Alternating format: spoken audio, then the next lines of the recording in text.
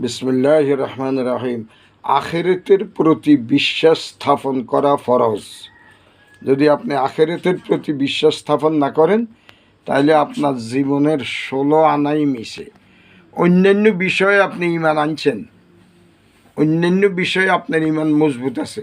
All ইয়াউমিল আখির, এই 6টা বিষয়ের উপরের মধ্যে আখিরাত হচ্ছে একটা বিষয়।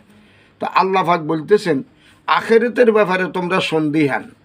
ইন্না সাআতা লাআতিয়াতুল লা রাইবা ফি, বিচার দিবস কিয়ামতে কায়েম হবে, লা রাইবা ফি, এটার মধ্যে কোনো সন্দেহ নাই। ওয়ালাকিন্না আকসারান নাসি লা ইয়ালামুন, কিন্তু অধিকাংশ মানুষই বেখবর, জানেন না। ওয়ালাকিন্না আকসারান নাসি লা ইউমিনুন, অধিকাংশ মানুষ এই কিয়ামতের প্রতি, বিচার দিবসের প্রতি বিশ্বাস স্থাপন করে না, মিথ্যাবাদী।